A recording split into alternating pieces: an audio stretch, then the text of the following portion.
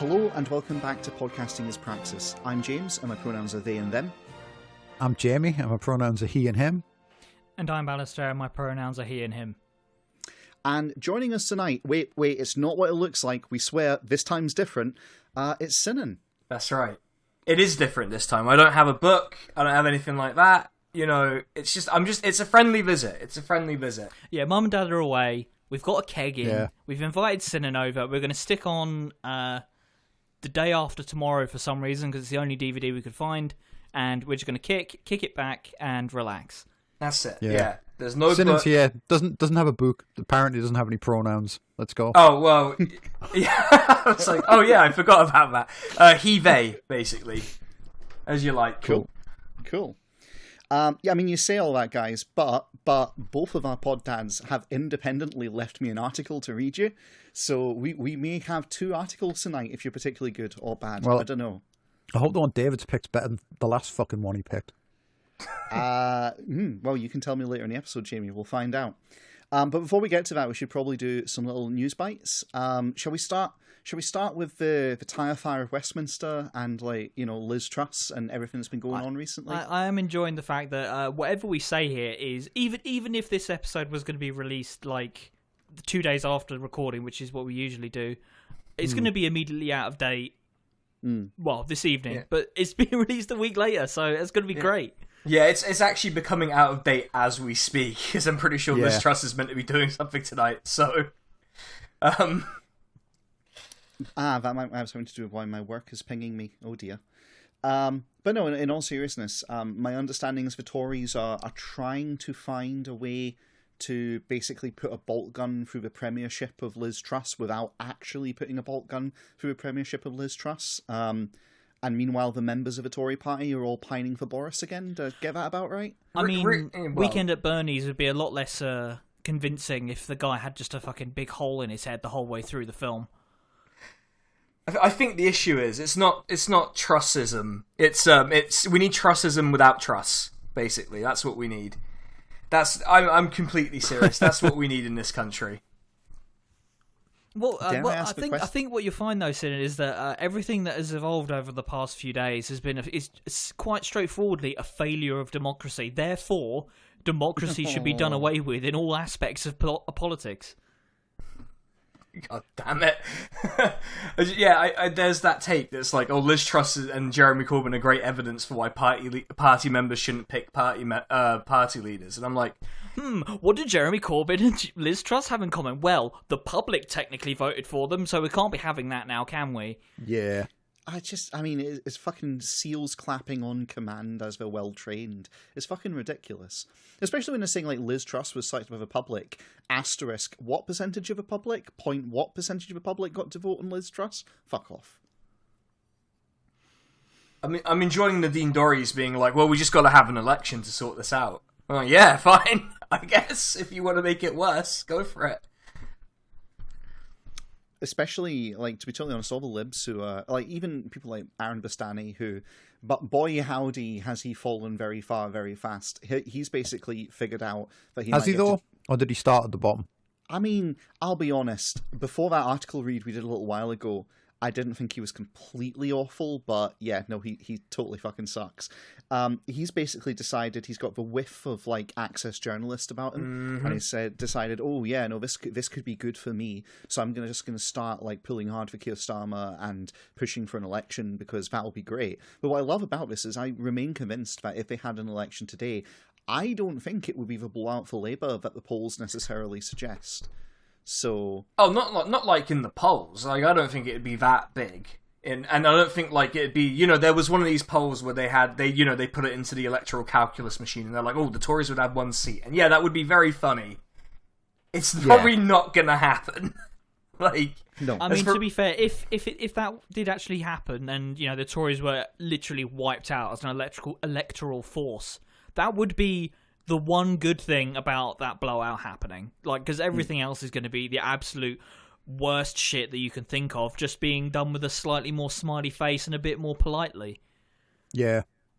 I mean, I think if they called an election tomorrow with Truss in charge, Keith would lose, because I think, like, you know, the papers are obviously just gonna like immediately start fucking screaming about how he he personally cheered on Jimmy Savile. I mean, it would be an interesting sort of collision of, you know, ways that the media like to behave, because, you know, they've decided that actually we're actually going to start paying attention to the actual things that the Tories do rather than only what they're saying. And then that running headfirst into the fact that Keir Starmer is just not a very fucking attractive person to, like, politically, that is. Yeah. I mean, let's try and get into that, you know.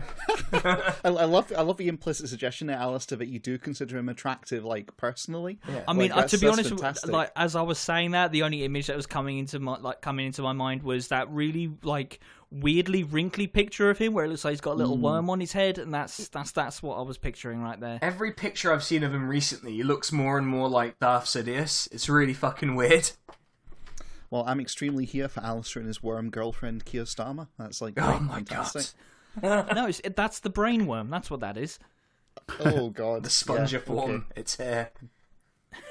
But yeah, so, you know, we'll be honest with you, listener. We've got no idea what's going to unfold here.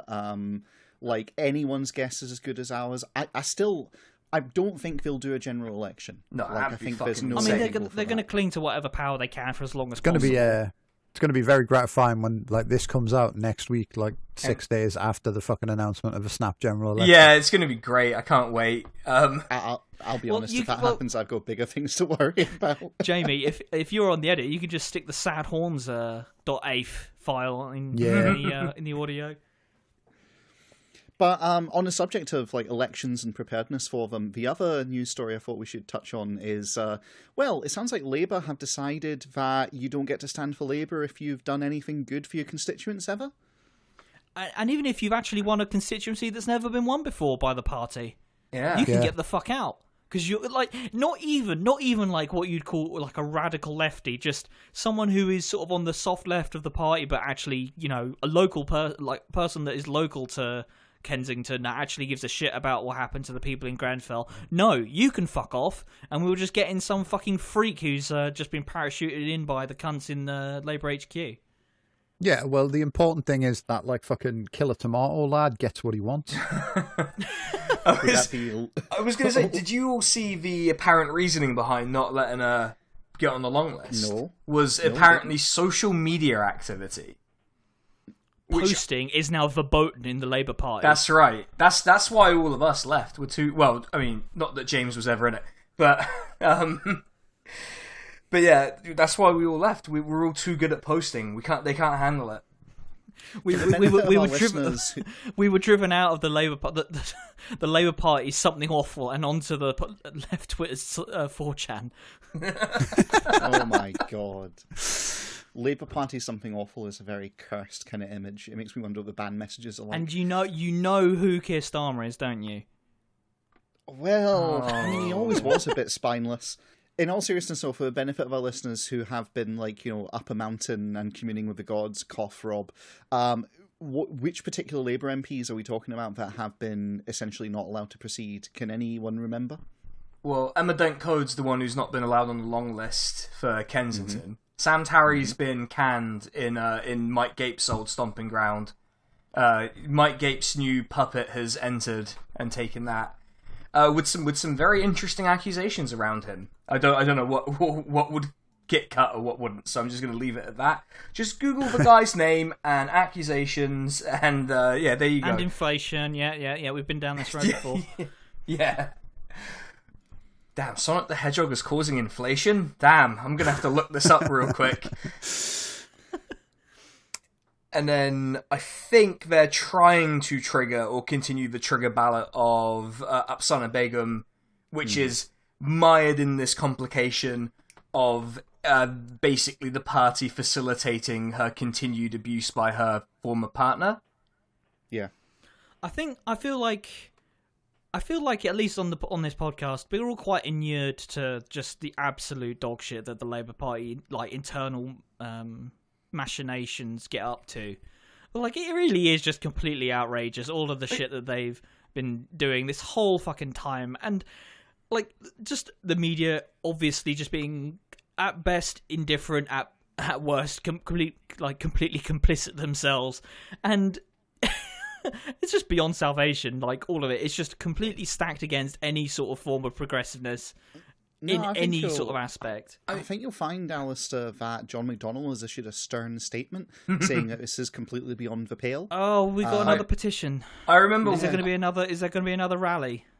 Yeah, I remember once I just saw John McDonnell do something like that, and I just got super pissed at it, and I quote tweeted him saying, "You're a loser and you deserve to lose." And like a bunch of my mutuals got super upset with me about it, and I'm like, I don't know what you meant to say to this kind of like weakness, you know? What are you meant to say to it? Really? I mean, John McDonnell is everything that the Labour Party should be in the terms of his politics, but like the actual praxis of in like getting socialism in this country, it just requires so much more strategy than fucking petitions and rallies and stuff. The guy's nickname was the Quartermaster. He's not living up to it, I'll tell you that. No. It's also like, I mean, when they kicked out Jeremy, that's pretty much, I mean, they made certain that everyone knew what they were going to do.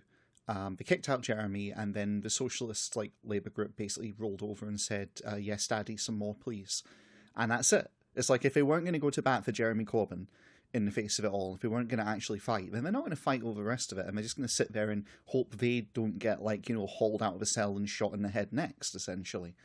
Like, that's it. There's nothing more to it. That's the thing. It continues this pattern. So, like, one of the things a lot of people felt from, 2015 to 2019, I think, is that they felt like these politicians who were ostensibly on the Labour left and, these senior figures didn't have their back. They don't have each other's fucking back. What do you expect, Like, imagine being the one significant figure from Labour's, most left faction to hold the leadership since, the 1930s, probably, and you get kicked out by this ham fuck, on a completely flimsy pretext, when he himself has probably violated those exact rules himself. And then none of your fucking colleagues come to bat for you. And then you're all people who, presumably engage with politics for the first time because this guy, by some complete accident, becomes leader of the party. And you see that and you go, well, we're going to have to sit there and take it, I'm afraid. What doesn't make any fucking sense to me. But they'll keep the red flag flying there, I'm told. And that's how it's going to go. Only after they've sung "God Save the Fucking King," though. Oh my god! Oh yeah, I forgot the national anthem changed. Right. I don't even remember what gender the monarch is. That's how ruthlessly committed to republicanism I am. This just in. The king has announced that his pronouns are he/they. Well, as one of the two theys on this podcast, I have to weigh in and say that that's extremely inappropriate, and we all stan our gender non-conforming monarch, right? Yeah, sure. You can finally get your black emperor, James. No, please, God, no. Just no, not Charles, and no, not that. I think that's the final boss of identity politics, though, is when the fucking monarch declares themselves to be some variety of minority. Oh no, I don't even want to think about left it. Left Twitter goes to war with itself. Over something completely unrelated, presumably. Is the king good now? Is the king good? Is the king based? It's good. Yeah. I'm just seeing we all stan our king just being repeated by half of left Twitter, just unthinkingly, as their brains ooze from ears. Okay, right, enough of this. We're drifting off topic. What more is there to say? We don't have the parents in, so the topic is whatever the fuck we want it to be. That's true. That's true. Yeah, isn't that what I'm here for? We probably shouldn't be rattling on forever about fucking stuff that's going to go out of date very quickly. Yeah, I mean, what's more there to say? The Labour Party continues to be fucked. The Tory Party, silver linings, appears to be fucking itself too. The Lib Dems, crickets. They're just hanging out, Whatever happens, I hope that everybody involved is having an extremely miserable time. Yeah, and they are. So we have two articles tonight. They're both quite short, but they're certainly an experience. I will let you guys choose. Do you want the funny one or the angry one first? Oh, that's a tough one. I would hope they're both the funny one. Is there a secret third article I can choose from, which is a combination of the two? Well, I think we'll go with the angry one then. Yeah, I was going to say let's finish on a laugh, right? Everyone just bundle into the angry dome quickly. Yeah. So let me take you to a wonderful angry dome called The Telegraph. Oh no. To a comment article by a man named Robert Taylor. Oh yes, we're doing it. Hellish blackouts could yet have a silver lining.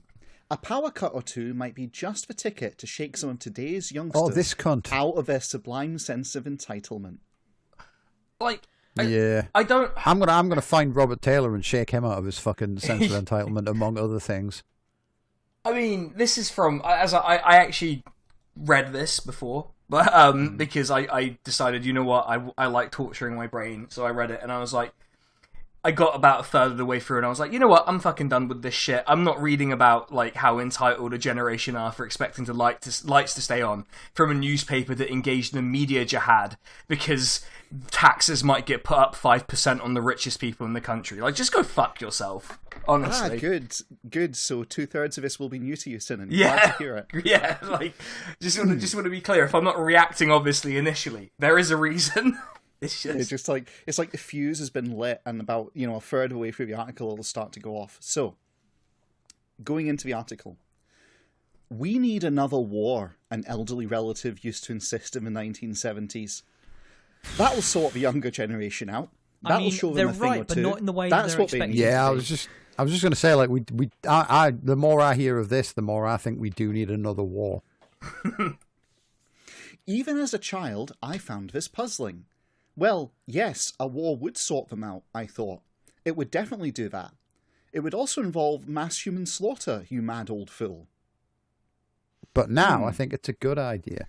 Yet here I am, half a century later, thinking along similar lines. That is honestly like the realization that so much of this nation needs to fucking come to, and I assume this cunt isn't coming to it either. But like, here I am half a century later thinking along similar lines is like what they put on this fucking country's gravestone.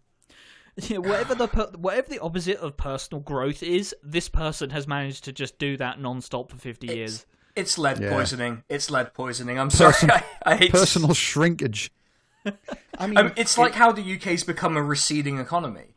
We just can never improve, even on the personal level now. A receding economy on the bald face of the earth. That's it. I mean, in fairness to him, he does go on to say, no, not about war. I'm not that batty or callous, but impending blackouts?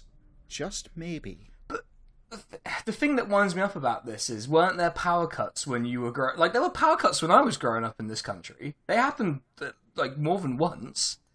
Yeah. Like, I experienced power cuts. It didn't change the fact that I think that you might be entitled to a certain standard of living.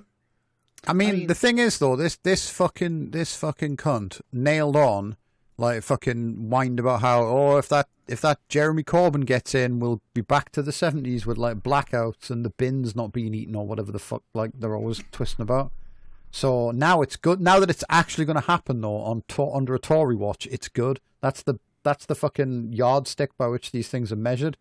If it's happening under a Labour government, then fuck you. It's worse than Hitler that my Leckie was off for a few hours. But like, if it happens under a Tory government, it's character building.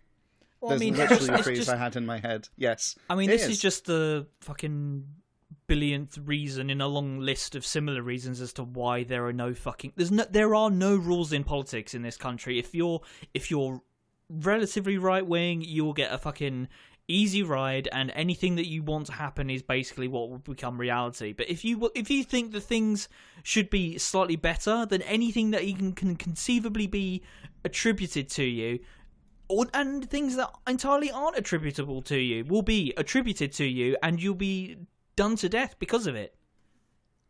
Well, I mean, who knows? Maybe there's some nuance. Maybe he's got some perspective. Let's check the next paragraph. First, let's be clear. Blackouts are an appalling prospect, and for the elderly and vulnerable, they could be lethal. The winter's going to be hard enough without your home power being cut with just a few hours' notice, especially if it's a cold one, like those sadistic long-range forecasts say. That's why the government and national... Can a weather forecast be sadistic? Getting the weatherman on, he's just rubbing his hands with glee when it's like -5. Well, like, yeah, the weatherman could be sadistic, but like the weather forecast itself, unless like the guy did it wrong on purpose, I would argue is like you cannot ascribe like motivation to that. Much as these fucking idiots might like, you know. But I don't think that Mother Nature is an actual like fucking entity that's decided to just fuck us, because if that was true, it would have happened a long time ago. I mean, to be fair, much like the fallacy, this guy's just fucking pathetic, really.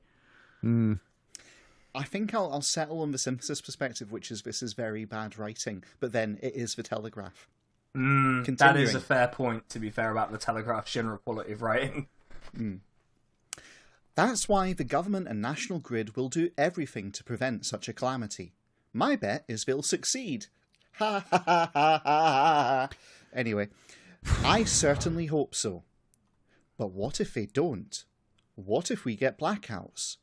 Could there be a bright side to the darkness? I mean, this is there literally might the be. fucking bit from that Mitchell and Webb look where they say, "Have you tried putting in Kill All the Poor?" Yeah, I mean, there might be a bright side, because I don't know if people know a lot about what tends to happen when there are mass blackouts in a country, but usually rioting follows. Quite, because people get fucking bored of sitting in their It's also just like, pro tip for anyone listening. Security systems run on electricity. Don't know if you know that.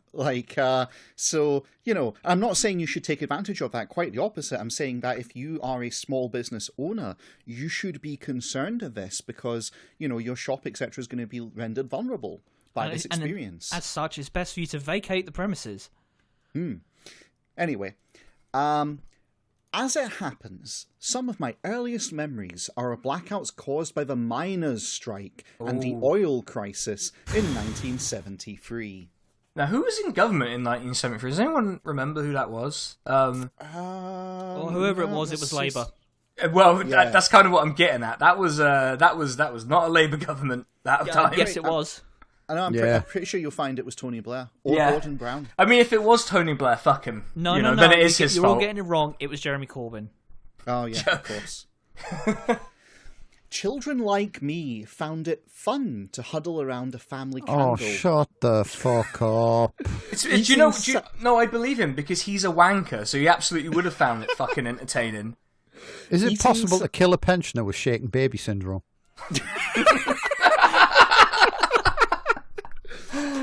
Eating sandwiches when the cooker didn't work, and to edge gingerly through the house in complete blackness when the lights went. Excuse me? Wait, what? Sorry, I'm going to read that one again. And to edge gingerly through the house in complete blackness when the lights went. Well, whatever you and gingerly get up to when the lights are exactly. Off, I don't really think necessary to put in a national newspaper. Yeah, I only do that under strict instructions. I don't really It was like an instant game of murder, capital M, which in those Inshallah. Which in those days we were allowed to play without our parents fearing we'd end up in Broadmoor. Got to get that little bit of the kids today are too soft in as well. Yeah, sure. The problem with today's youth is we discourage murder. That's it. Well, to be fair, murders definitely went down after we took the lead out of the petrol. So who's to say what the causal link there was? It's a good job we finally got around to doing that in 2002. And it certainly engendered a community spirit. Different postcodes lost power. I mean, yes, it probably did engender a community spirit of this fucking sucks. Oh, you're going to just listen to this paragraph, right? And it certainly engendered a community spirit. Different postcodes lost power at different times on different days, so we used to head over to relatives in another bit of Birmingham to get a hot meal. The next day they'd come over to us, and so on. "Ooh, it's just like the war," my elderly relative would infuse. I'd scoff, but there's no doubt we had a healthy, all-in-it-together approach. We looked out for each other, because we had to. Could that same sense of community, togetherness be kindled today? Boy, do we need it. I'm about to lose my mind, because if you look at the political behaviour of people of different ages, I got news for you about which ones are more likely to do this than others. Like, you know, that reminds me of when, I think, was it the FBI or the CIA or whoever were like trailing a bunch of anarchists in the US, and it's like, damn, it seems these guys just like share all their stuff together and like mostly spend their time like reading and trying to find food. Crazy how this is how these people actually behave, rather than like some fictitious family that I don't know, it truly embodies the spirit of Christmas thanks to a power cut. I mean, you know, the only thing that these power cuts and anarchists have in common is the colour black, and that's pretty much it. Speaking about black, though, and blackouts could be just the ticket to shake some of today's youngsters out of that sublime sense of entitlement and self-righteousness. At a time when the sensitive ones need counselling after watching Rod Little on Question Time. Like, making up anyway. Yeah, no, go on, Sinan. Just making up a completely fictional thing, by the way. No one has ever needed that. The most anyone's ever needed is just to sort of bleach their fucking eyes after seeing that. No one's needed fucking therapy for that. Jesus Christ. I mean, I might need therapy after the end of this article. The horror of losing the means to power up their phones might jolt them back to reality. You know what these kids these days be like? How? I got a funny thing about that. I've got like one of them battery bank things, so I think I'll be right. You know? Well, I was about to say, how shit is this guy's phone that it can't survive a 3-hour blackout? I mean, he's probably on a rotary, so he's probably on one of them phones that gave you like cancer in the 90s. He's probably still using that. This motherfucker's still using a car phone. So I'll continue.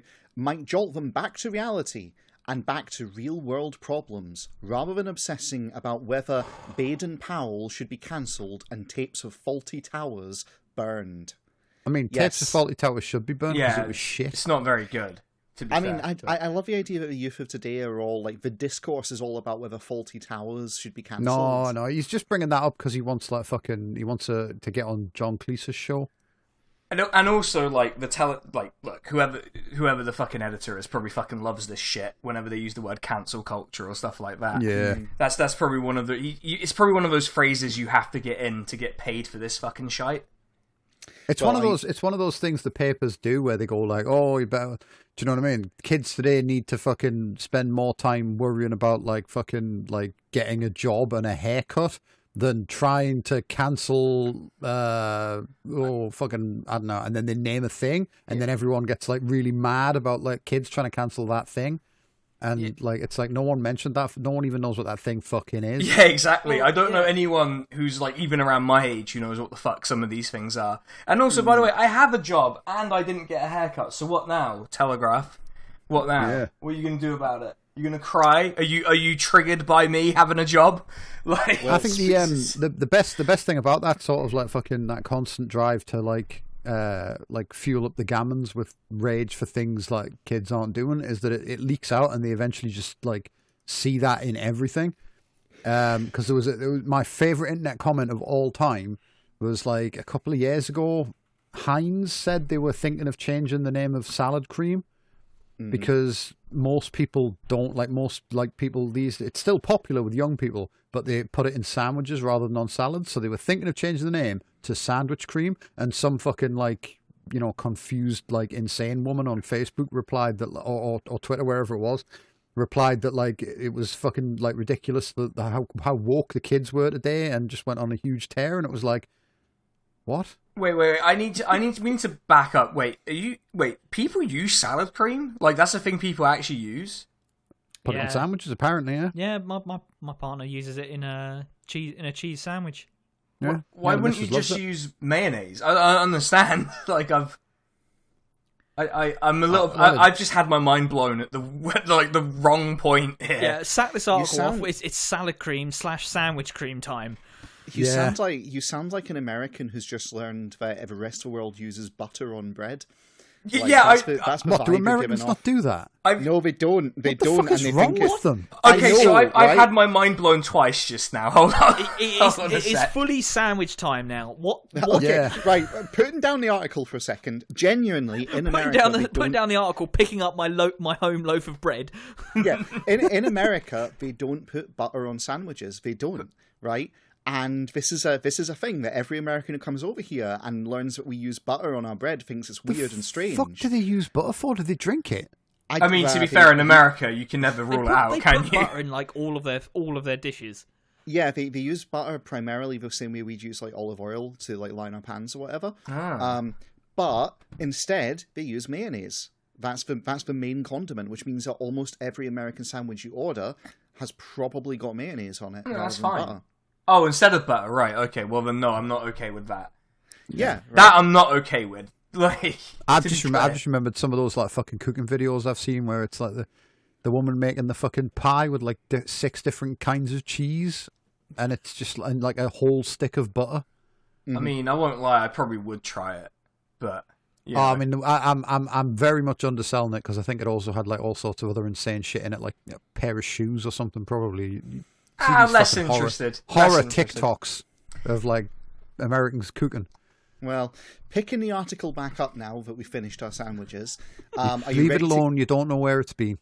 Well, are you prepared to get incredibly mad now? Because this next paragraph is a corker. I'm mad because I didn't get a sandwich. Yeah. Well, whose fault is that? I want to go make it. I really want to go make a sandwich. Anyway. Yeah.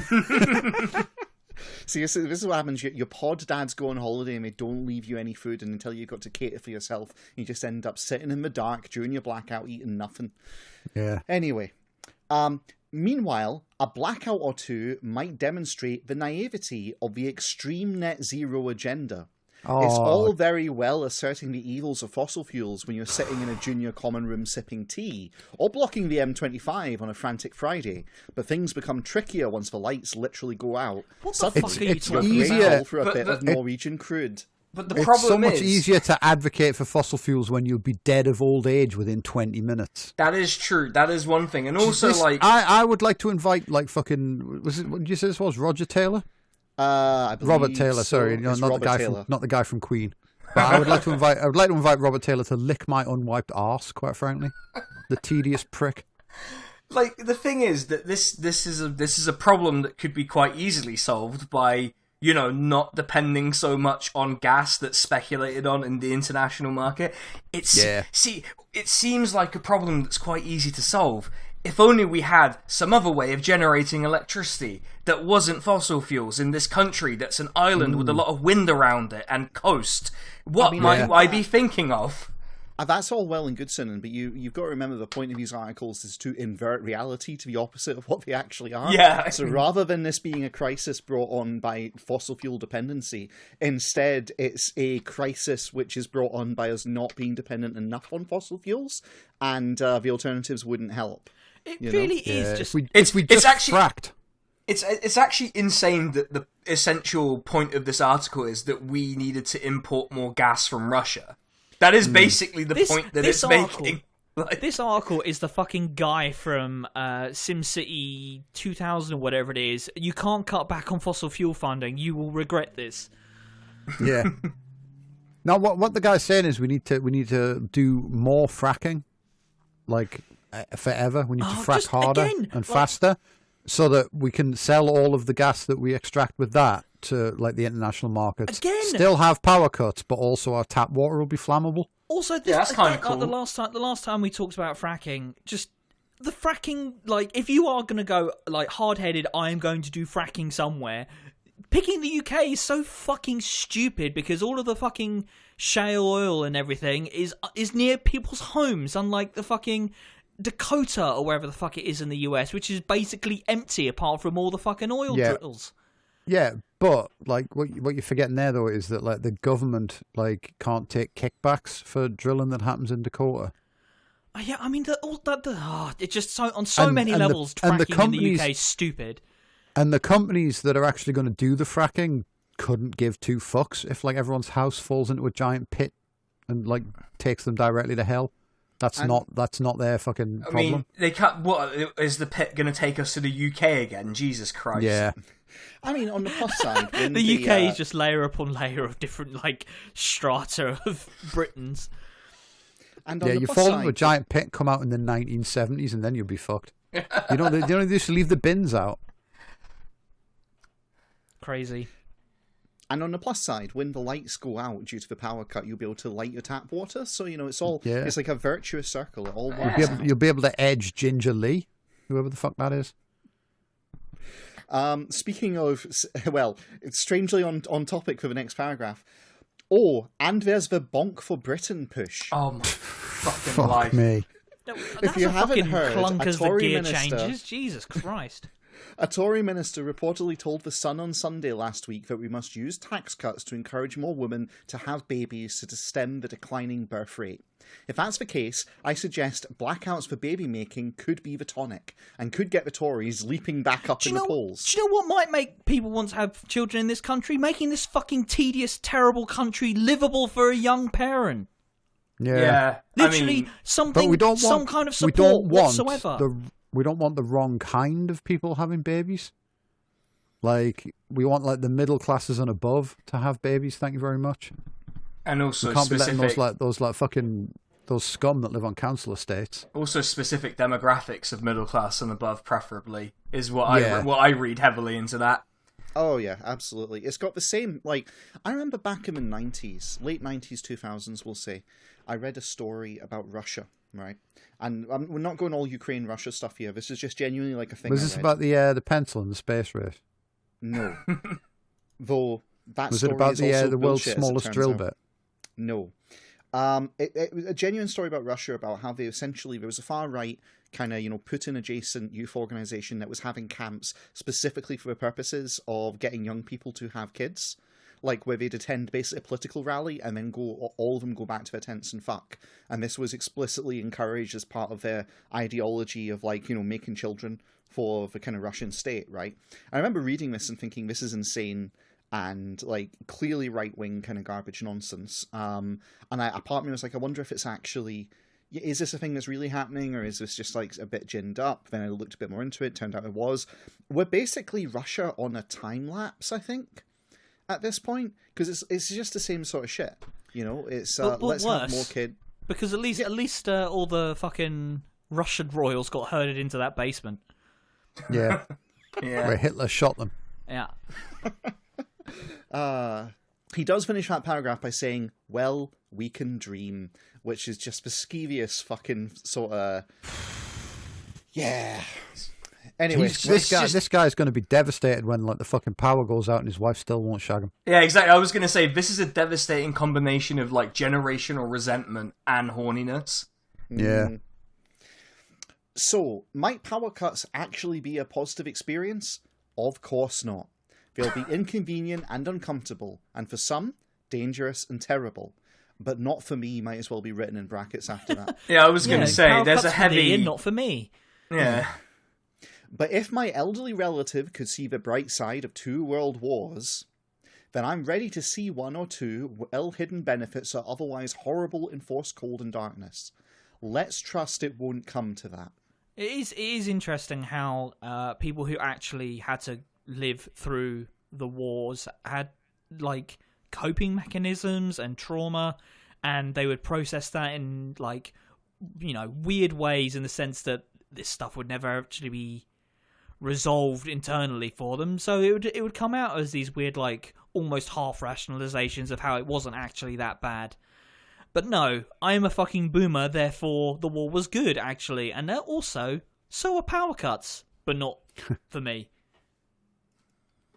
Yeah, I do wonder how it'll go down in practice when they realise the power cuts are going to affect everyone and not just, like, the imaginary other. We'll see how they do when their treats suddenly start getting turned off, but hey. Well, as I understand it, power cuts specifically affect younger age cohorts first. That's how they set up the grid, right? That's the thing they can do, because we have such a robust and versatile and advanced grids in this country, right? I mean, it's a very stable and strong system, much like Theresa May. They're gonna turn off the individual power sockets that power young people's phones, and all will be fine. I'm sorted then. I've got like 1 billion fucking sockets in this place. Yeah, I was going to say, I think I'm alright. Well, the grid isn't quite advanced enough to handle you unplugging the phone from one socket and plugging it into another, alas. I'm just going to get a fucking male connector and just plug one socket into another. Job done. That would probably light your house up as well. Anyway, so that's the angry article. Would you like the fun article now? Nah. Yeah, Just call it a night. Just clock off early. Bring the blackouts now, save us from the article. Well, you're getting it anyway because David and Rob love you and they left these presents. So, this next article I am calling social services. I was going to say, we might want to not have a Dutch Santa Claus-like figure for reasons, you know? I'm inviting Jamie and Sinan outside to throw a ball around while James reads this other article. Well, that first article was from David, so it made you angry. This second article comes from Rob, and it's in the Financial Times. Oh, fuck off. My favourite paper, in all fairness, so let's see. It's by Rebecca Rose, and it's titled, "Choosing a paint colour neatly drove me up the wall. The right shade may reveal the depths of your soul, but the quest to find it can be soul-destroying." I already hate this. I don't know how else to process this. The image of a giant pot of swirling blue and white paint caught my eye as I walked past the window of Farrow and Ball. It was around this point I realised the drugs were beginning to take hold. It announced the advent of Wine Dark, one of the Paint Emporium's new colours for autumn. A nod to Homeric high seas, it's a deep yet chalky colour, described as our richest blue. The perfect addition to our strong blue family. I'm calling now. This is like deep cover gonzo journalism that snuck itself into the Times. Next to it, a churning pot of flame orange, bamboozle, as an actual colour with a capital B, bamboozle, and a lively sage green, whirlybird. I'm as excited about the new shades as the next person, but I made myself turn away and cross the road. Since the pain and expense of my recent house renovation, I can no longer contemplate paint colours. Indeed. Wow. The fucking got into like a fucking DIY shop and has been triggered by paint. My personal Vietnam was repainting my house. Indeed, paint is now so triggering for me and my family. Oh my God. I have vowed I will never bring a paint sample home again. Fuck.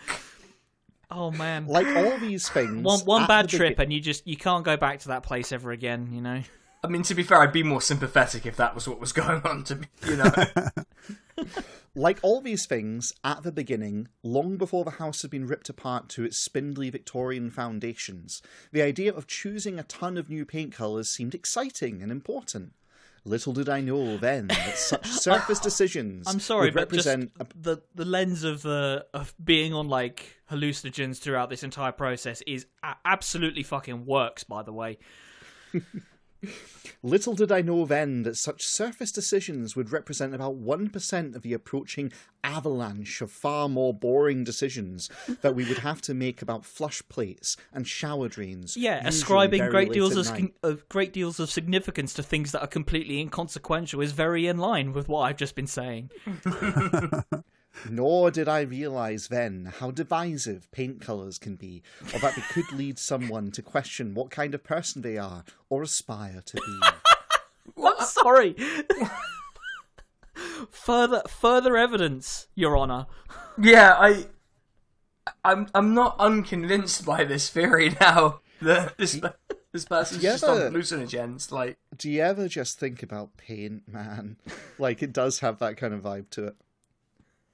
So, in quotes, "I just don't want it to be boring like last time," I said to my husband as I spread out a flutter of concertinaed paint charts from Mylands to Dulux. Put on some chill, relaxing music and a visualizer as well. Via Little Green and Edward Bulmer across the bed. I love the name drops for the paint companies. Just set and really setting is very, very important stuff. Yeah.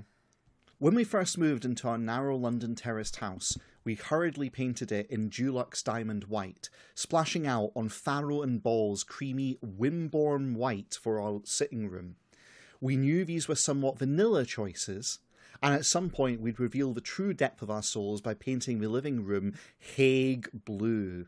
This is the most middle-class fucking thing I've ever been subjected to in my life. This is like the fucking shite that I had to go through when I was a kid and my parents were repainting our house. I'm just like, Did they reveal the depths of their souls? Well, they picked like kind of a sort of light peach, so I guess their souls are very, I don't know, shit. I don't fucking know.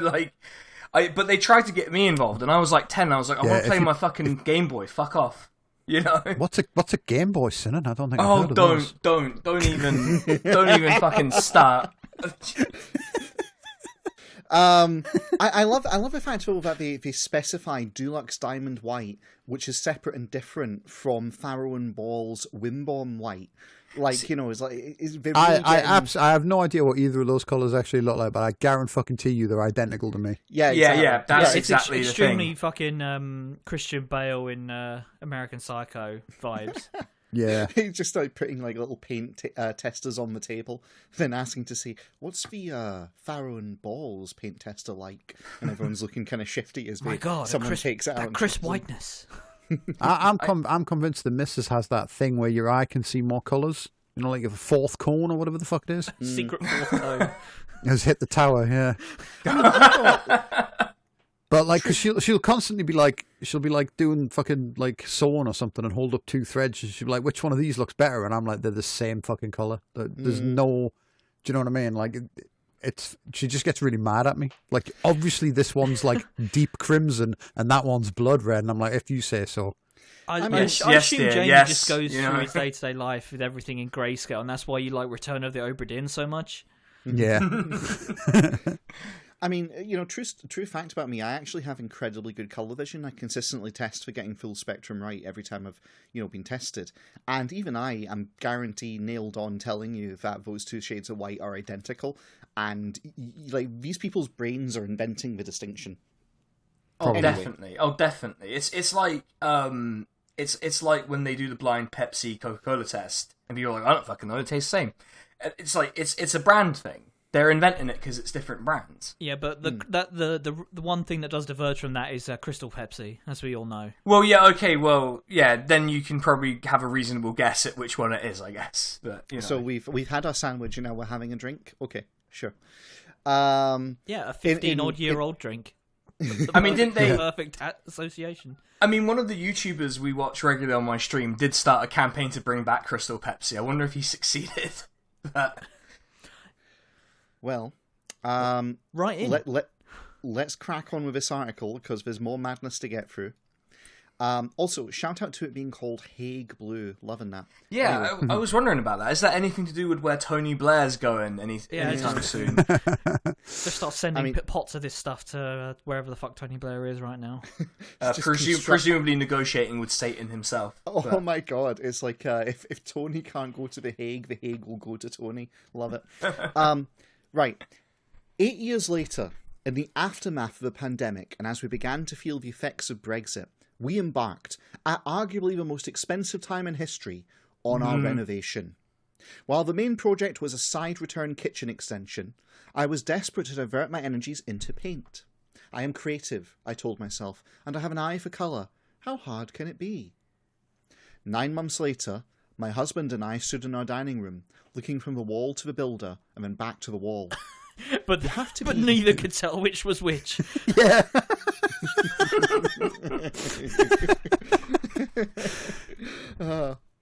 You have to be chic to have gold walls, he said, looking doubtful. You need chic things and chic furniture.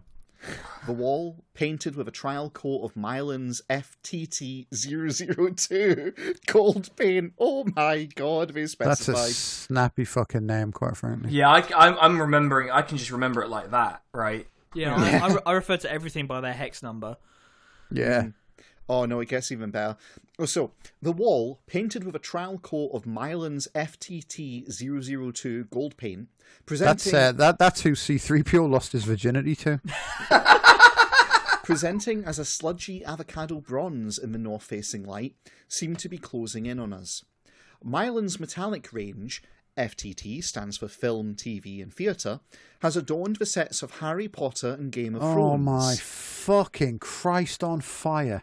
Are Yeah. you buying paint because it was the same paint they used to set decorate Harry fucking Potter? Have you Yes. lost your tiny mind? Yeah, Yes. just pick a fucking normal cut. Pick any random fucking colour at that point. We had wanted to make a statement, go against trends, and keep our dining room as a dining room, a glamorous space to make merry and entertain, and rather than, excuse me, The baying Wait. mob will not be acquiesced to. Keep Wait, it the same, they are shouting. No, I cry back. Are people not keeping their dining rooms as dining rooms? Is that what the fuck is that meant to mean? People don't eat anymore, Sinan. Don't be stupid. Well, they can't afford it anymore in Britain, so much like this sentence, it's what you make of it, Sinan, because they're missing a comma here, which makes it a pain in the ass to read. Because the way you're meant to read it is, a glamorous space to make merry and entertain in, rather than a corridor into the kitchen, as is so often the fate of a tricky middle room. Except there's no comma after in, so it all runs together. Just terrible writing. Hate it. Who are we kidding? We did not live in a Venetian palazzo. For goodness sake. It was a disaster.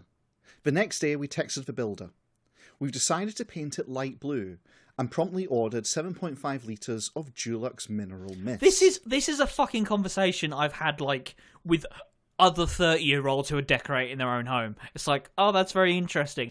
How the fuck can you spin this out to a fucking how many word article in the Times? God, imagine being 30. I mean, you know, not to do a drive-by on everyone else on this recording there. To be fair, Jamie's avoided fire there by not being in his 30s. Yeah. Go back to your Game Boy doohickey Sinan and leave us alone. The question over what shade to paint the kitchen units nearly caused a family fallout. Instagram was awash with dark blue and grey-green shaker cabinetry, which was admittedly smart and sexy, but I could not ignore the siren call of my spirit colour. Yellow. Yellow, the colour of cowardice. I just a fucking king in yellow reading this article, frankly. Fuck me, my spirit colour. Jesus Yes. fucking The wet siren these people. call. The siren call The of my siren spirit call of colour. yellow. Wait. I assume this is an article this person got paid for because it's in the FT, right? Oh yeah, almost certainly. Oh yeah, so they definitely got paid for this. I'm starting to wonder if I could just sort of start writing any old fucking bullshit and just not have it under my name, because obviously if they look me up, we're going to be in trouble. But have it under like a fake name. Yeah, something like that. And I wonder if I could just fucking rinse these people for talking about boring shite that I hear about all day. I mean, so in theory, yes, in practice, no, because in practice, these are sinecures. Right. That's how you get the chance to write an article like this. This article is just an excuse to give someone money. And it's someone who's like a friend of a mate or who's a family member of an employee or something like this. You know? The FT editors, who I know listen to this, if you're listening to this, it's at the Sinan Kose on Twitter. Just, drop me a line, DM's open. I'll write any old shite, provided the rate is correct and it's not pro-Tory or pro-Labour. We write anyoldshite.com. Yeah. Anyway, but I could not ignore the siren call of my spirit colour, yellow.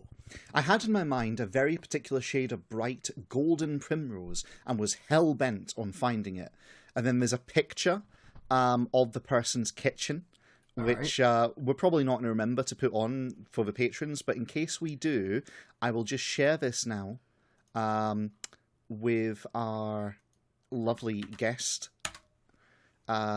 Check that out, guys. Alright, let's see. Oh my fucking god. I had a creeping suspicion that this shade of yellow was going to make this place look like some idiot's idea of what the house in the 1960s would look like, and I feel like I'm completely correct in that. This is the most Lib Dem looking kitchen. I don't just mean because of the yellow. I mean yellow, this yeah. is Yeah, like because of the row of hats. it's the hats. And why do you have books I guess recipe books, but to set the scene for our listeners. Looks like? That looks like to me. It's like a fucking primary school. Right. To set the scene for our listeners, it's showing you a kitchen, some of which has like your standard IKEA kind of fake wood veneer kind of stuff, but then inexplicably, some of the shelving is painted yellow, and there's an island in the middle with an induction hob, and then we see the front face of it, which is all painted yellow, and there's 2 shelves, one of which is stuffed full of cooking books, and one of which is artistically arranged with 3... the only way to describe it is Vince Cable-ish hats beneath it. Kind of like straw hats. You know? Yeah. Vince Cable they're more like hat. canvas hats, but yeah. And the whole, like, the colour yellow is piss yellow. It cannot be stressed enough. It's This is the colour of my soul. So like, I imagined a slightly different yellow. Like, not piss yellow. I imagine something a bit, maybe less, like, harsh on the eyes, maybe? A bit less loud. No, it's very primary school, come along kids, we've got the morning activities planned kind of yellow. Yeah. So, anyway, I crisscrossed London for weeks, tracking down dozens of sample pots, daubing A3 sheets of stiff cartridge paper, only to realise the shade was too grey, too mustardy, too lemony. I held up all my painted sheets at a family lunch one day and asked people to pick out their favourites. And they said to me, "Why are you talking to me?" There was an awkward silence. Basically, you were right, as it turns out. You think I would lie to you? Never. Yellow is difficult, a friend said kindly afterwards. Well, What about orange, my husband suggested. 270s, I snapped. I'm sorry, you can't go on about 270s and then pick this shade of yellow. I know, right? Like, you cannot fucking say that. At last, a particularly time-consuming pilgrimage to papers and paints in Chelsea yielded the perfect shade. Med 15, a splash of sunshine from the paint company's Mediterranean range. This is it, I said to the family, dancing around the building site, brandishing my paintbrush in triumph. It's very flashy. You know what I love to do is to transpose a palette from the Mediterranean to Britain. And also, look, I'm going to invoke some expertise on the concept of the Mediterranean here. I don't think this yellow is particularly vibing with the Mediterranean style. No, it's not at all. It's tasteless, and the Mediterranean, for what else you might say, there's a fair degree of taste and colour choice in the Mediterranean. Look, I'm not saying that you would get laughed at if the interior of your kitchen looked like this in Turkey, but you might get laughed at.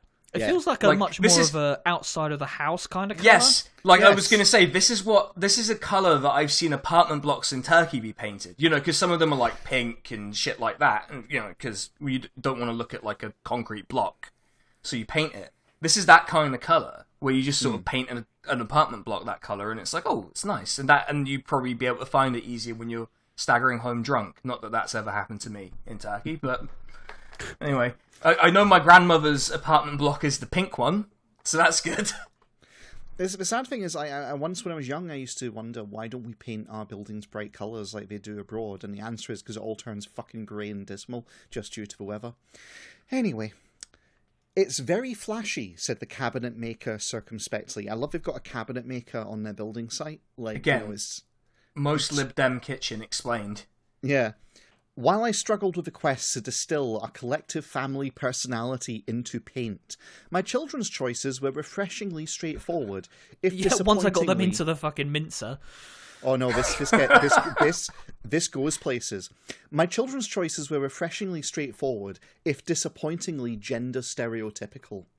With carte blanche to paint their bedrooms any colour they wanted, little fingers hovered over the tiny rectangles of colour on the paint charts, alighting within seconds on Middleton Pink, my daughter, and Sapphire Salute, my son.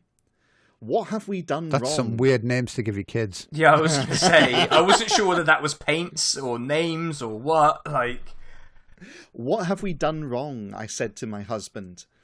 Just, I love it. I love this idea of a thing that really sends them is that, our children have chosen the appropriate colours for their gender roles in society. God, imagining if my parents let me do this at, at any age, it would have been either red or black. So, I think it's probably a small mercy they didn't let me do this. I mean, it would have been black or green for me, so in many ways, we're not that different. Yeah. Why was Not to a colourblind person, anyway.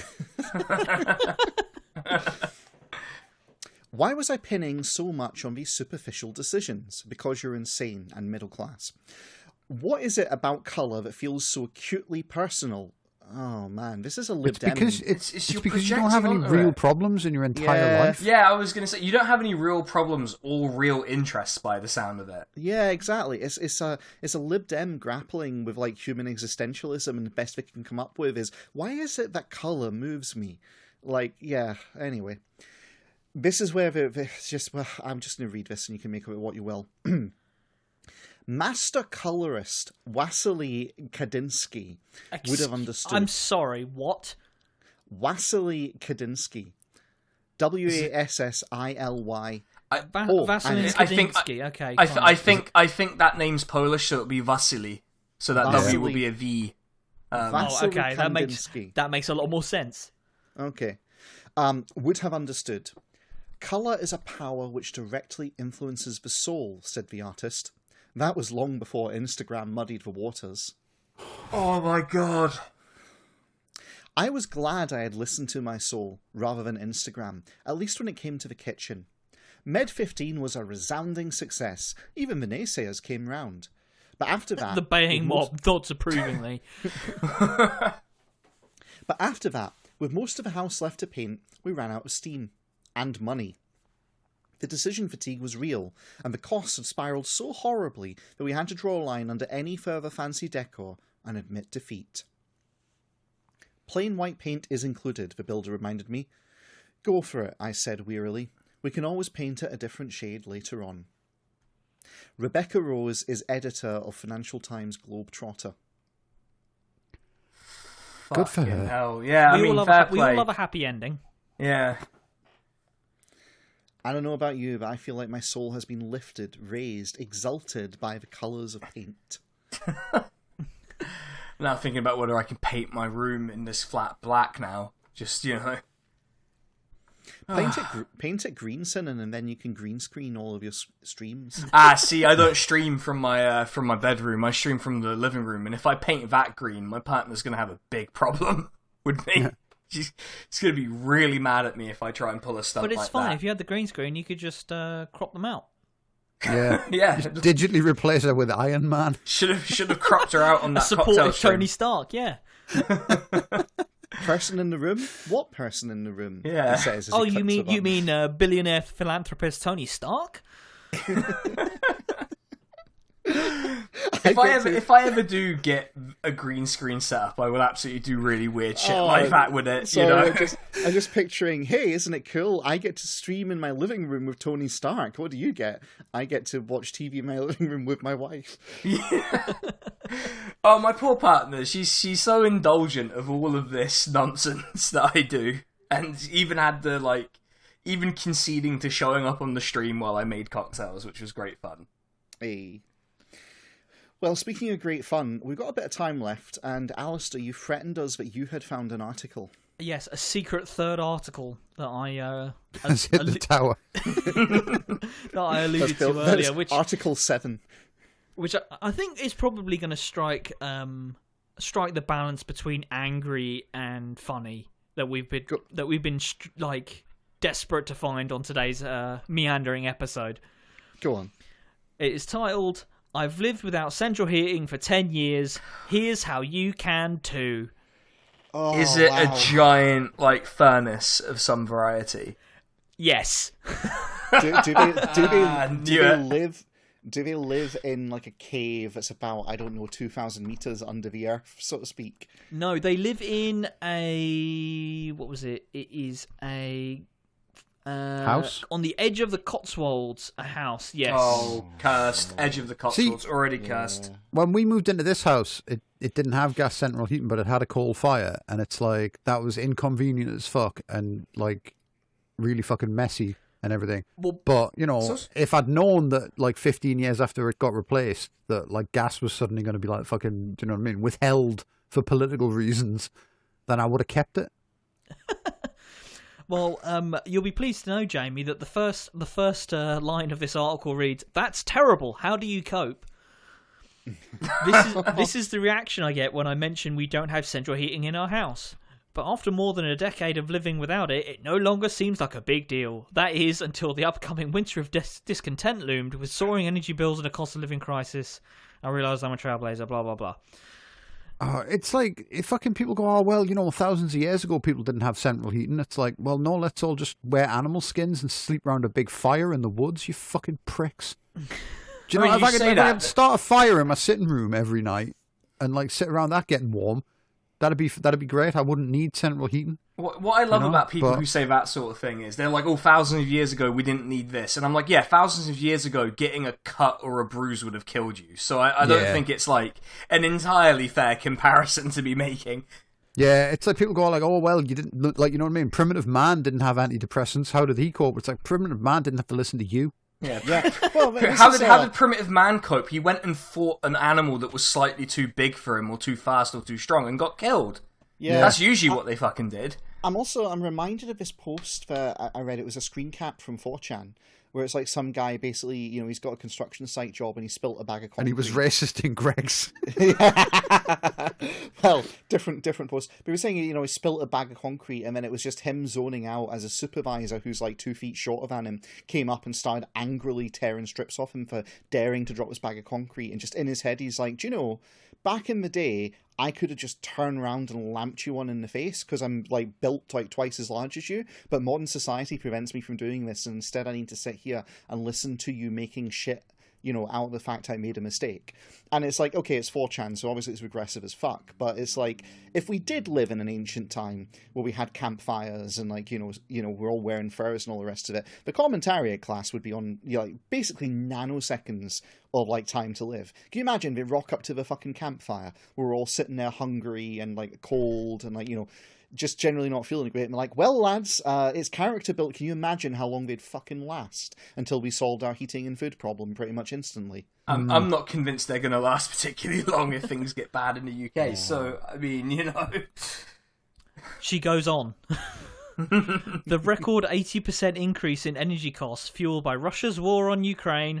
That's not what's caused it. That's not the cause of it. That's not the cause of it at all. Means the bill for an average detached house like ours will rise to about £3,300 a year from this month. And that's with government help. I've editorialised this quite a bit because it was like very boring in parts. I'm not worried though. I've cultivated a multifaceted strategy for living without heating. This includes dressing like the lady in the van, electric blankets, and the devil's work that is an old wood burner. So we're like 4 paragraphs in before she mentions the wood burner. Does it also include spouting so much fucking hot air? I imagine that's the purpose of the wood burner, to be fair. Also, aren't like wood burners super unhealthy or something? Yes. There's recent research out that says that basically you shouldn't use anything that burns in your house. Like you shouldn't use your fucking stovetop if it's gas, So a few paragraphs later, she says, "I know that wood burners are very divisive." And I was appalled to read. I was appalled to read recently that the domestic burning of wood has, according to a government report published in February, become one of the single biggest sources of small particle air pollution in the UK. Brilliant. But that's not going to stop her from sparking the fucking thing up and putting her mouth over the top and ripping it like a bong, is it? They're like, it's a divisive issue, is it? I've never thought about it in my life. Really. Yeah. I mean, there is a big air of, has anyone ever really thought about it this way? She goes on. Yes, it's challenging at times, but this winter I have the added incentive of needing to save money and avoid the bankrupting bills too. I remember when we first moved to our house on the edge of the Cotswolds from a modest 2-bed flat in London. The first thing that struck me was the huge fireplace, an old working forge with a wood burner. It looked so cosy and inviting. There were 3 night storage heaters as well, but it was December, a few weeks before Christmas, and I did wonder how I was going to cope with the cold. I have a put on another jumper mentality, so it didn't faze me too much. I requested thermals from my husband Dom for Christmas and stocked up on hot water bottles. I really hate this fucking, just put on another jumper, and it's like, yeah, okay, sure, you first, go on. More jumper than woman at this point. At first, the exorbitant upfront cost of installing central heating put us off. We were quoted £5,000 for heating all 3 floors. Jesus. And we were on a tight budget. I got an old standalone electric radiator for our son, then just a baby, turned up the night storage heater in the kitchen and hoped for the best. These days, we are down to just one night storage heater after the other two conked out, and rely on a couple of strategically placed electric heaters. But I don't mind in the slightest. In fact, mad as it sounds, I think I actually prefer living without central heating. Isn't the whole point, sorry, right, just to bring me down to earth here a second, isn't the whole point of central heating, right, that it's cheaper than just running a bunch of electric heaters in your house? The whole point of central heating is that, yes, it is very efficient to heat up water with gas and then pour that hot water all around the house to heat up all the air. Yes. Like, that is the point of it. So forgive me, but isn't this person basically just admitting that they are so rich that they didn't need central heating, they could just use electric heaters? Yeah, basically. I mean, there is a big element of just get a big wood burner and then you'll solve all the worst problems with the cold. But like, what kind of house do you have to have the wood burner, right? Like, I live in a 1-bedroom flat. I don't think I could have a wood burner in here. Not without causing some kind of crisis in the city centre, I don't think. Have you tried? Look, if I try, my partner will actually kill me. So maybe we don't tempt fate with that one. But look, there are problems with installing central heating. For example, she says, the cost and the upheaval of installation with 3 young children at home really put me off. And what would I do with all my blankets? You can keep the fucking blankets, it's fine. I love it. It's the fine. Upheaval with my young children, that is like an extremely middle class kind of thing. It's like, it would be difficult, so let's not bother, you know? Yeah, but James, you might be thinking, cashmere? No. Sumptuously lush, but a nightmare to wash and very expensive, not to mention irresistible to moths. Oh my god. I've found electric blankets to be the best solution. They're a bit granny-like, but on a cold day, they are as warm as toast. And at about 5p an hour, or 42p a night, much cheaper to run than a radiator. I'm fed up with this particular class of person in the UK, I think. I think I'm fucking fed up with them. Like, I was fed up before, but having to hear things about their lives deeply upsets me for some reason. Well, it's the realization that they have so many resources and they live so inefficiently and so blithely about the whole thing. It's like, it's the realization they just have no comprehension how the vast majority of people live. And I say this as someone who lives pretty fucking well, all said and done. I do like the next paragraph in this article, so I'm going to read it to you now. Our wood burner was designed to heat the whole house, and we only use it for the coldest months of the year. This year, our fuel will come from a beloved old willow tree, which had to be taken down in the garden in the summer due to a fungal infection. Those logs are the heart of our winter survival strategy, which is funny to me because those fuckers take ages to dry out, so they're going to have loads of green wood just chucking in this big wood burner. Sounds good. Sounds healthy. You know? But you see, she's acclimatised to this way of life, and now if we stay at a hotel or at a friend's house and I find myself sleeping next to a radiator, it seems stifling and oppressive. I have to open the window regardless of how cold it is outside, and I'd rather lie under a duvet and a heavy blanket and breathe fresh air than be unpleasantly hot. And to be fair, I agree with that last sentiment, but at the same time, I don't feel weird about having radiators in the house. Yeah, it's more or less fine for me. I've never had a weird thing about it. Not had any problems so far. But you have to understand, breathing toxic fumes from burning green wood is not as like disruptive to the children as installing central heating, so it's the right way to go. Yeah. God, British people are really like intent on getting every kind of disease, aren't they? Like they're just intent on living as unhealthily as possible. They're all is this huge need to rationalise away any sort of drawbacks of like lifestyle choices that they've made, be it pain or fucking whether or not to get a wood burner. No, all my decisions are perfectly accurate and correct, and you cannot try and justify it otherwise. She says, I have noticed finding out? No, it's the fucking around that was wrong. Like, it's very... I have noticed, though, that friends and family can be reluctant to visit us in the winter.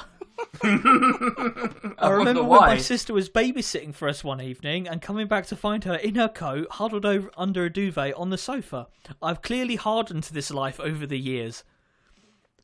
There is nothing fucking hard about you. I am so sorry. I hate to be that guy, but yeah, I don't think you're living a particularly difficult life on the edge of the Cotswolds with your wood burner.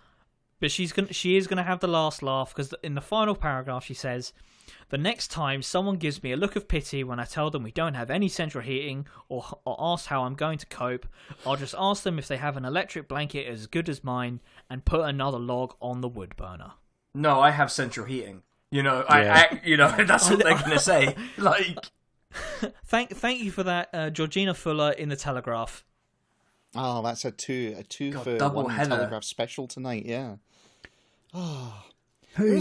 There is something uniquely diseased about it's this kind of, I have made a bad decision, but I can't admit to it being a bad decision. It has to be a good decision so that I can remain superior. Well, don't back down, double down. Yeah, that's the classic, really. Actually, someone's just posted that to Lee Harbin tonight, so because he is in fact doubling down. I'll tell you what, though, so. there's a picture included in the article, and the dog is giving her a look as if to say, "Oh, I hate my life." Oh my god, that dog is giving such a like, oh, that poor dog. Like, does she have enough fucking logs in there? Yeah, so for the benefit of our listeners, she sat in front of what I can only describe as like a wood burning stove with an artisanal cutout in the wall. Also, it is It's got fucking wood piled into gargantuan. it. This is a Yeah, huge wood burner. that is huge. Either that or she's tiny. Like, Yeah. what the fuck is that?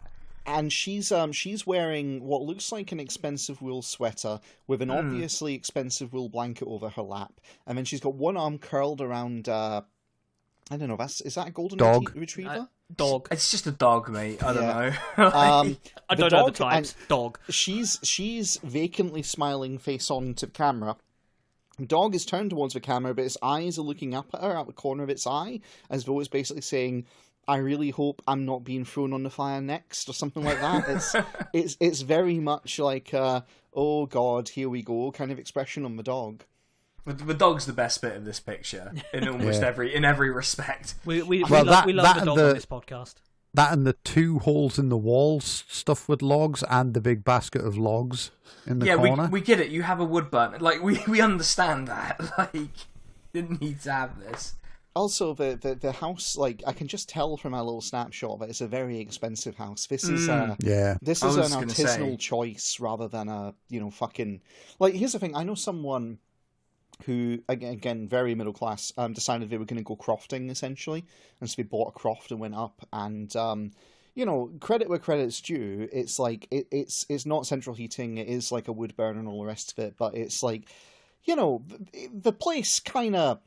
It's not a great place. I don't know how else to describe it. It's not a particularly nice and middle class lovely home. They're going to try and get it into that state, I think, but for now it's certainly not. This is a place where someone has spent years cultivating a certain kind of aesthetic, and this is what it comes down to. They're using a wood burning stove as an aesthetic choice rather than anything else, and they're justifying it. It's like suffering for fashion, basically. The article. Looking at the bottom left of that photo, is she sitting on a log? No, it's logs all the way down, baby. It's like some little futon kind of thing she sat on. No, James, you're wrong. That's a log. The dog's a log. She's a log. Yeah. The wood burner's a log. Who is shouting "log" at my house? I will never lock. Oh dear. Oh no. All right. I think no comment or commentary tonight. I think that'll do us. So instead of us doing our usual plug, Sinan, do you have anything you want to plug? I have a Twitch stream, twitch.tv/SK the Crusader. A lot of the Praxis Cast lot end up on there every couple of weeks playing Stellaris, where Jamie just gets owned repeatedly over and over again. By an AI, no less. Yeah, by the AI, not even by us, which is really embarrassing, but anyway. Yeah, by an AI that apparently was fucking, do you know what I mean? Like some ancient empire or some shit. Yeah, that's going to happen in space, mate. I don't know what to tell you. I also do. I do have a YouTube channel. Why not tell me to play a good game instead? Next time. You also get Terraria, Jamie. So I don't know what you're complaining about. Yeah, but yeah, I also have a YouTube channel, youtube.com/SK the Crusader. Reliably informed, you don't need the /C anymore, apparently. And I had a video out about Hardspace Shipbreaker, the space westerny game that critiques capitalism and so is very good. I also had a video which has a bunch of CGI in it about being the main character on social media. What would I know about that? I've certainly never been that. Sorry, Sinan, was that a wood burning video? The wood was not burned because the council told me that during a drought, starting a fire was maybe not a good idea near endangered birds, and I kind of agreed with them, so we CGI'd it in after. Coward. Just fuck those birds, man. I mean, it would have been a great example of becoming the main character if I'd set this nature reserve on fire, wouldn't it? Well, Primitive Man didn't have nature reserves, and they managed okay. Well, be that as it may, I also do a podcast with Jamie, Peace at Home, where I make Jamie learn about Turkey, and the main thing that he's learned is BAP, the BAP party. Yeah. Fucking love BAP, man. Finally found out what's bapping. Yeah, well, if you want to find out what's bapping, that's a bonus episode on our one. So you're gonna have to give go us look money. for our, you got to give us money for that. But we'll keep mentioning BAP almost every other episode, so I wouldn't worry about it. You're gonna understand what it is. And yeah, that's me. That's everything I do. Oh, I guess the Twitter at the Sinan Kose, but that's the least interesting bit. That's just me thinking about how Lee Harpin's probably gonna need some crisis management of his own again. Yeah, there you go. And, you've heard enough of our plugs. You know who we are. And if you don't, then, join the Patreon at patreon.com/praxiscast. There you go. We'll leave it at that. Let's call it there. All right. All right. Cool. Cheers. Good night, all. Right. Bye. See ya. See ya.